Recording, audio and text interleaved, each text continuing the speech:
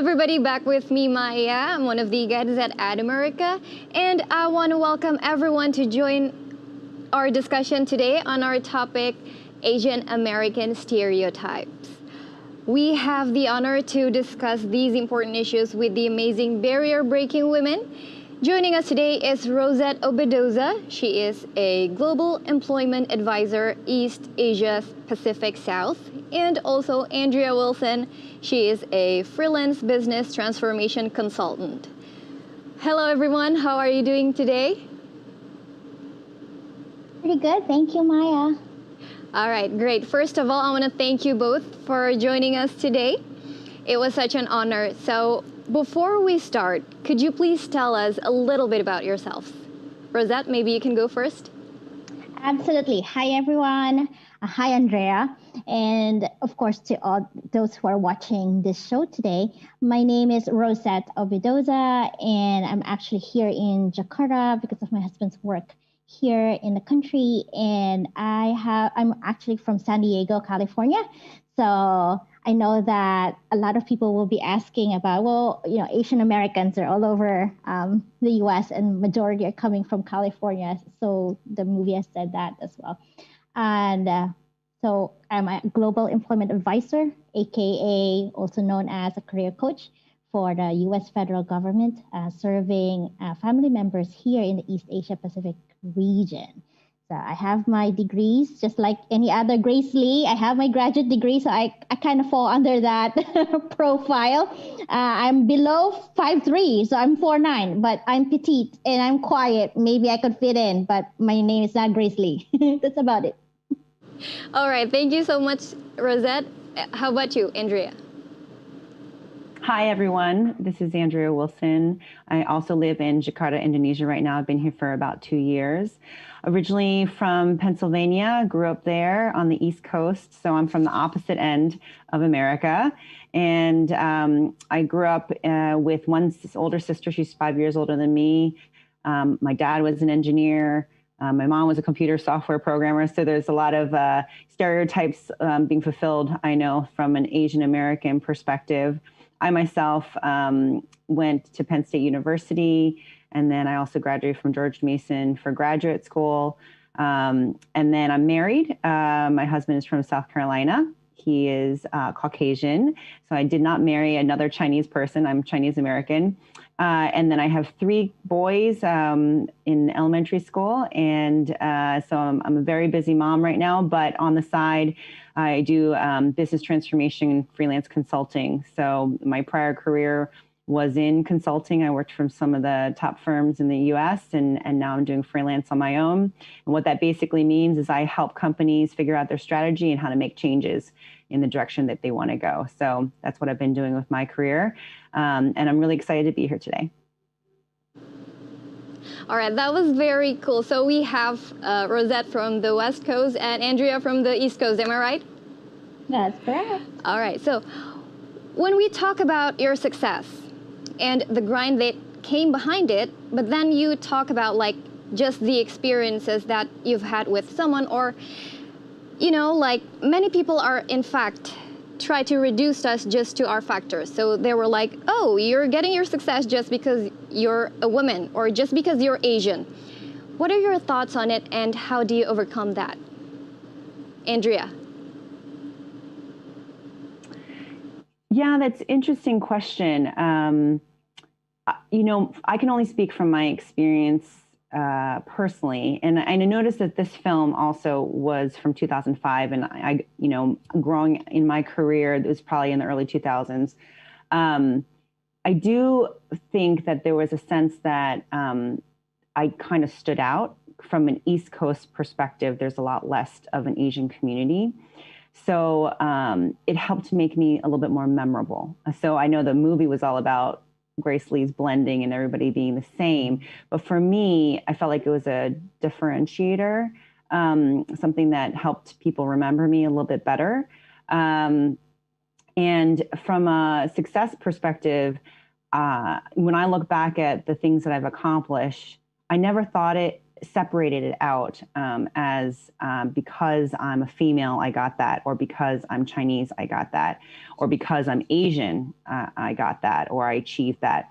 I really felt like my struggles were real and the same for anybody. So, for example, my undergraduate degree was in engineering, and that was super hard, and it was super hard for everyone.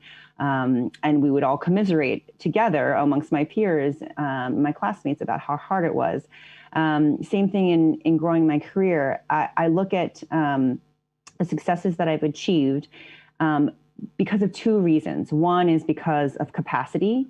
I have probably a natural capacity of myself to be able to achieve and to work hard, and, a God-given set of intellectual capabilities, but also it intersects with opportunity. I feel like too often it's saying that if you work hard, then you can get it. Well, sometimes it has to do with opportunity being open for you at the right time, being at the right place at the right time, with the right skill set, with the right, group of people. It's all a matter of that kind of equation. So to just limit it to say, it's because of my race or because of my gender, I think would be inaccurate. I always, anybody if I've always given career counseling to has always been a conversation of what are you capable of? What could you be capable of if you want to do something different? What are the steps that you need in order to get there? And then where are the opportunities and how can you create those opportunities?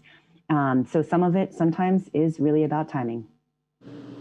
All right. So from a human relation perspective on Asian diaspora, are there any differences between the East Coast and West Coast USA? Rosette, Definitely. maybe you can go. Yeah. I'll go ahead and take that question. Yes, absolutely.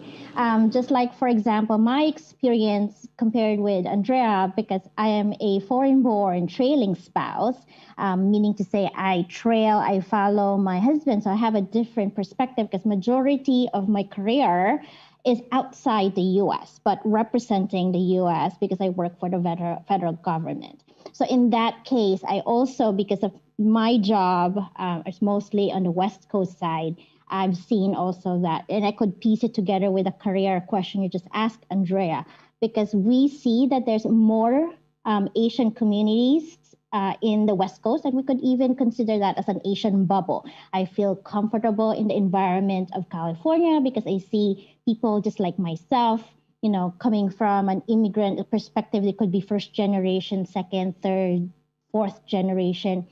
You can really easily see that in those communities. However, what stood out for me is that what my mother and my auntie used to say to me, and they said that, you're living in a world where you would stick out even, because even in the generations within California, there are your professional immigrants who came as the first wave in America. And there will be people who came to America on the West Coast because they have families. So she said that to me, my mom, in order for you to stand out career-wise, you have to be 2 steps ahead of the game. And for me, whatever I achieved in my career successes, even though it's a large Asian community in the West Coast, it's not, I got the job because there's a secret handshake for Asians, because I know I have the education, I have the experience, and I really worked hard for it. True, that was, I can relate to that. Okay, so moving on to our next question, let's talk about the movie, okay? It really is a universal story that tells us about the Grace Lees being Asian American citizen and the journey that they went on. So do you really think that it has been as difficult as it has been for you to understand the difference or the difficulty of, duality, being an American, but then also being Asian and staying true to your roots? Andrea, maybe you can go first. Yeah, it's an interesting question. Because when I view myself as American first. I don't feel the necessity to differentiate. I then go into identifying what my life was like, childhood was like growing up in America. So I'm firstborn in America. My parents immigrated from China. And there are things that they brought with them from their culture that they grew up with in China that then we continued.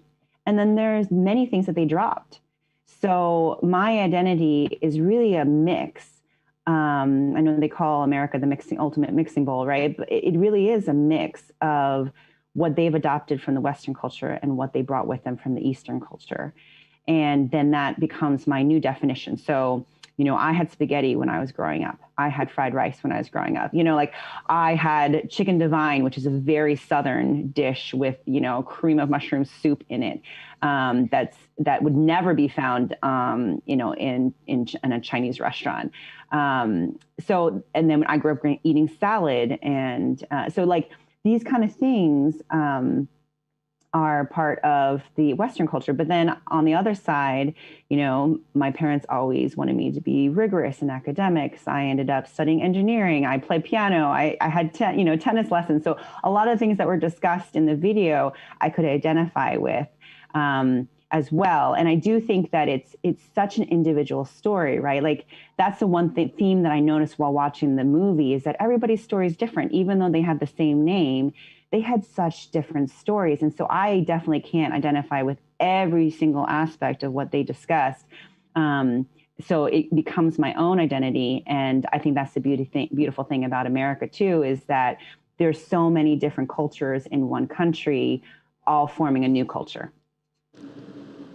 So you really have the best of both worlds, huh, Andrea? I feel like I did, yes. Okay, Rosette, how about you? I would like to know your perspective.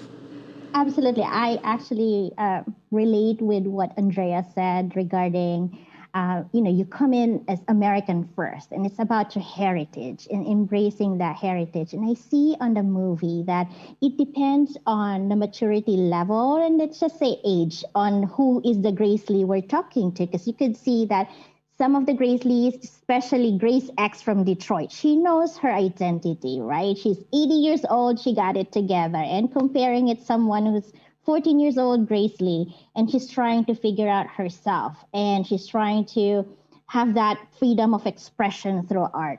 So one thing that I can see for myself when I was in my 20s, I think I struggled with that as well, because you're trying to fit in and you're thinking, am I American enough? Because I have experienced, even in the West Coast, the feeling of, am I enough? Do I have the profile in order to even get this amazing job, right? So as you go along and you have life experiences, and even for me as a Filipino American, even when I go outside the United States, and even if I say I'm American, people always ask me, where were you really from? I mean, sometimes it frustrates me. And earlier on, in my 20s and my 30s, I always just like, oh goodness, what do they want? And if I say San Diego, then again, that question comes back. No, really, where are you from? So it's a moment for me now that in my early 40s that I say that I truly know my identity. I'm an American. I'm in San Diego. If you want to know, I have Filipino heritage.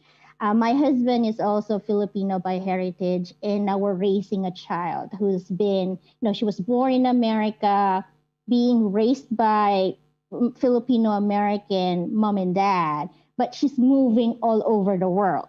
So that is kind of a tougher situation here, where what kind of identity, and this is what I realized, it's all about the values that you really grow up with. And those values, if you see and hear the different Grace Lees, is similar. It's very similar. The value about having good education, the value of listening to your elders, the value of community. It doesn't really, if you would, because we've traveled and we've seen so many countries and cities, you would see that it will resonate to a lot of countries as well. That those are the same values of family, hard work, emphasis on education, and being a good citizen. Yeah, right. So it's very important to stay true to your roots in order to identify yourself. Am I right? Yep. Okay, I think I speak for everyone here that the movie is very insightful and touching the values that the Grace Lee resonates with us. So, right now, the Asian community in America is facing one of the toughest times because of the coronavirus pandemic, where hate crimes are just skyrocketing. Many prominent Asians in America are saying, hey, we need to fight against this. We need to step up. And I've seen people on social media are saying, let's work through this together. So what do you think the significance of the movie like this for Asian kids or for the people who just watched this movie for the first time and might have subconscious understanding of what they're seeing?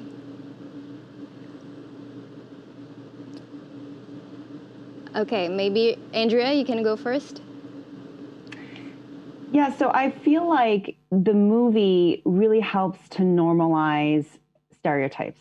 And what I mean by that is even the media and what's going on with all the hate crimes.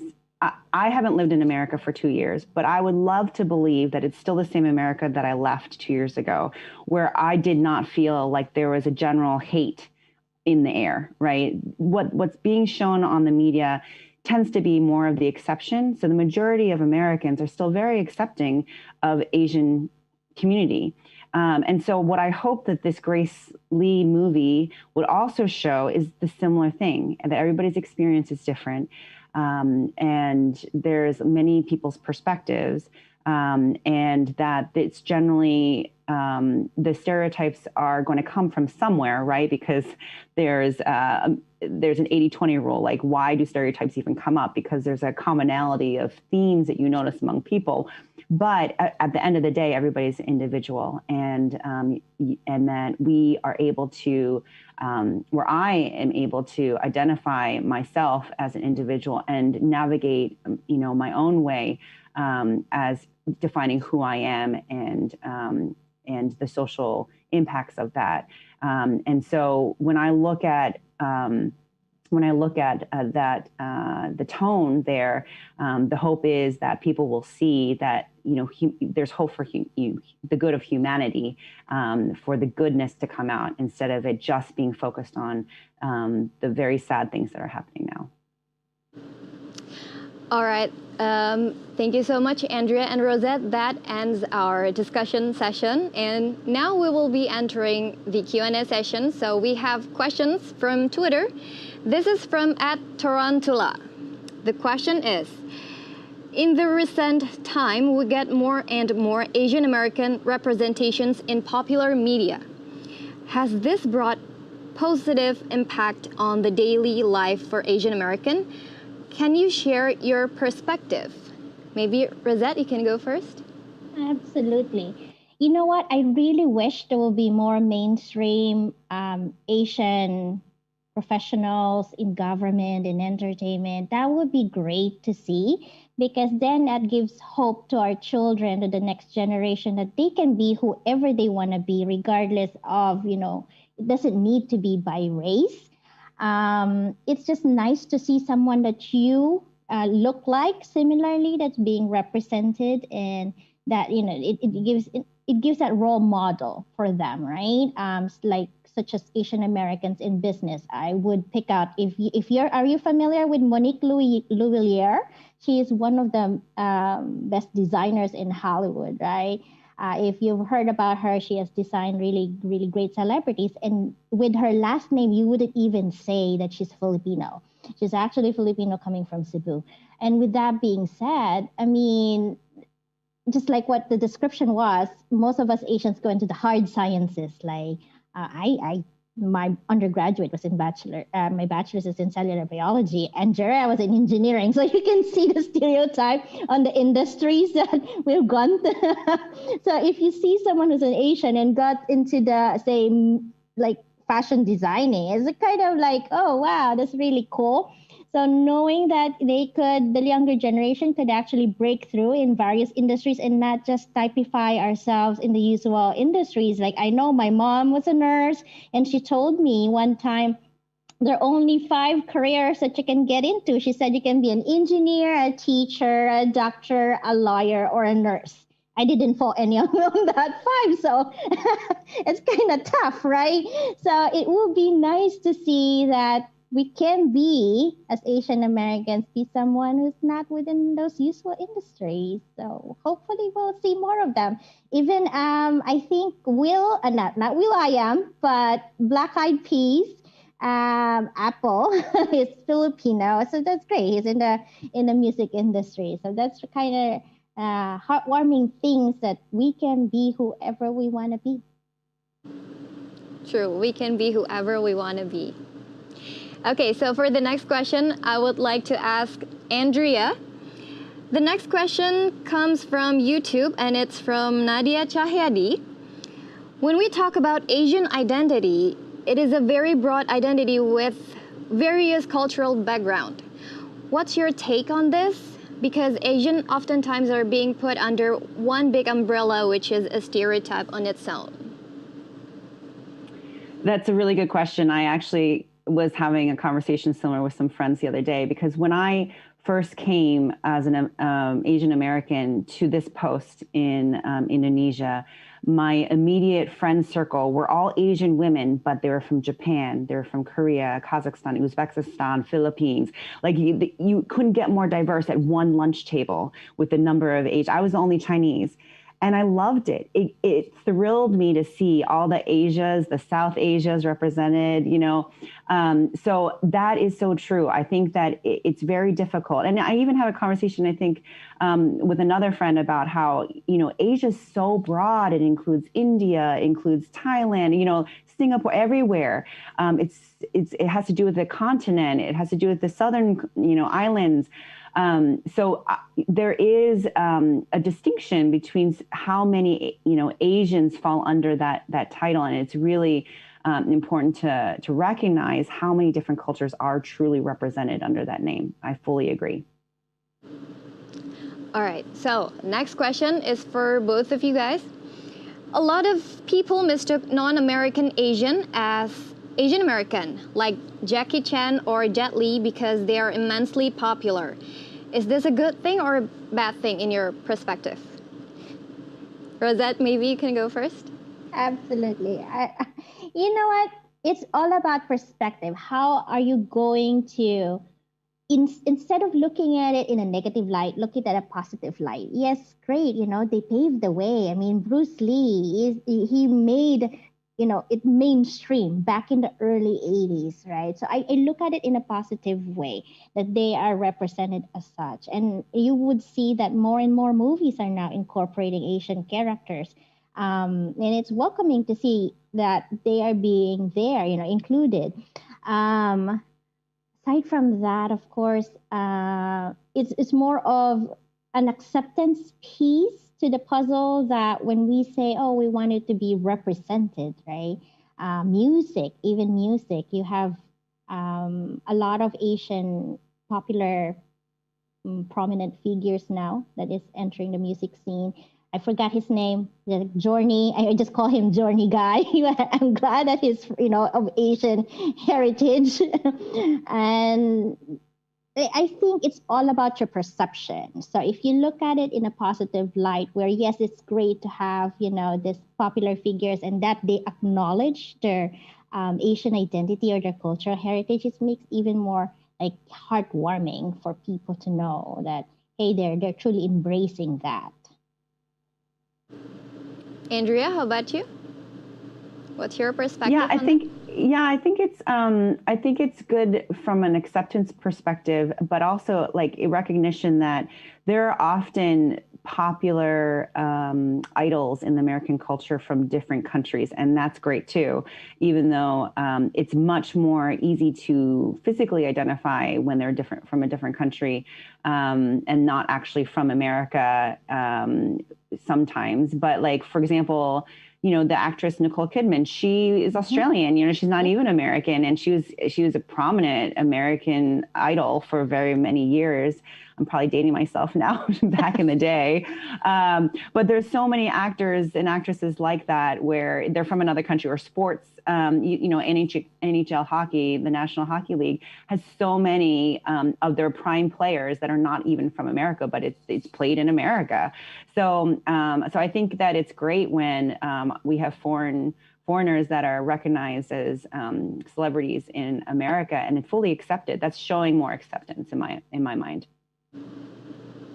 Yeah, okay. Thank you so much, Andrea. So because we're running out of time, so instead of asking you both for like closing statements, my last question is, what gives you hope? Like, what gives you the optimism for the younger generation of Asian Americans to thrive in America? Rosette, maybe you can go first. Absolutely. My perspective is and I'm thinking about, because I went to college in the Philippines and I belong to this honor society from the University of the Philippines. It's the top university in the Philippines. And I'm thinking of them because I know we have college students here watching and listening, that a lot of them aspire to go into, in America for graduate school, for an internship, for a professional degree. I really have super high hopes, like really positive hopes for them, that if they continue with that aspiration to go get that graduate degree, it could happen, because truly America is the land of opportunities. And if you're given that opportunity, I know, and most of what I've seen who are foreign students who go into America and pursue their masters, even to the doctorate level. And I have a few cousins who have done that, and they have succeeded, in life, in their own professions, in their own industry. So what gives me hope is looking at my own child too, because she is, Asian American, she's a Filipino American. And I know that she has the opportunity. Yes, she's an American. It's not as, there's that extra layer of advantage for her. It's not, she's applying for a most coveted, say, only 2 spots in the university for a graduate program. But what gives me hope is that she will be treated fairly given her own merit. If she does her work, given good grades, she, with her dedication to her craft or whatever field she chooses, then she would have that opportunity to claim that dream and be, as I've said, be who she wants to be in life. So that's my hope. It's just looking at my daughter and raising her well, that she has the ability to reach her dreams, provided she puts in the work along with it. Yeah, thank you, Rosette. So what about you, Andrea? What gives you hope? Yeah, my hope is still in the American dream. I do believe that the fabric of what America was founded on is still, the spirit is still alive today. And I witnessed it in both my parents being immigrants coming to America. My dad with a little situation different, where he came over with the support of his sister and brother-in-law at 16. But my mom coming over completely after college in her mid to late 20s with very little English and just hope and desire to work hard. And she accomplished so much in her years. And it really is the land, like Rosette was saying, it's the land of opportunity, that you have the ethics to work hard, to take advantage of the resources that are given, to build relationships, to achieve your greatest capacity, which is different. It's not about comparison to others, but it's your personal achievements of your capacity, of what you want to achieve. And then given opportunities, and it is the land of opportunities. There are so many out there that are looking to help others. And it really is more about merit versus about, it's about relationships and merit, and building that relationship and the network so that you can achieve what you're looking to achieve. So that's what my hope is that still being able to live the American dream, where it's a country of diversity, a country that you can come to and be received and being welcomed. And, that's something that I also hope for my boys, that they will be able to experience what I experienced growing up, where it really wasn't about me being Asian. It was more about could I produce and how could I impact others for the good. All right, thank you so much, both Andrea and Rosette. I will end this session by saying both of you gives me hope by breaking barriers for the next generation. And we see advocacy, we see awareness already. It really is hopeful for many of us. And many of us are very inspired by both of you today. And for that, you both gives us hope. So thank you very much. It is such an honor to have this session with you guys. So we look forward to be joined by you both in the future. Thank you so much. Thank you, Maya. Thank you. Thank you. Thank you, Andrea and Rosette. So, the rest of you, please don't go anywhere because I have the name of the winner for our social media quiz today. Earlier in this event, I asked you guys, is it true or false that 2 of the 3 founders of YouTube are Asian American? And the correct answer is true. Jawid Karim and Stephen Chen. Jawid Karim is Bangladeshi German American and Stephen Chen is Taiwanese American. So congratulations to @AwesomeJasmine from Instagram. Congratulations. As I mentioned earlier in the beginning of this event, America is having a very special activities and we're giving out a treat for a feast. And how do you participate? You can participate by posting a picture of you with your family and friends to your social media. Use the hashtag #MayWe on the caption. And don't forget to tag our social media account @ATAmerica. For further information, you can visit atam.tv/MayWe. Now, you may be wondering, how can I develop an awesome idea for a place like this? Easy. You can go to our website at www.atamerica.or.id, click create an event, and collaborate with us. All proposals coming to us will be reviewed and your event might be featured here soon. And while you're on our website, don't forget to subscribe to our newsletters for weekly event updates sent straight to your inbox. Don't forget to follow us on Instagram, Facebook, Twitter @ATAmerica for event updates, fun content, and so much more. Also, don't forget to subscribe to our YouTube channel as well. All right, everybody, I think that wraps up this episode. It has been really fun, but unfortunately, we have to say goodbye for now. Thank you, everyone, for tuning in. Happy weekend.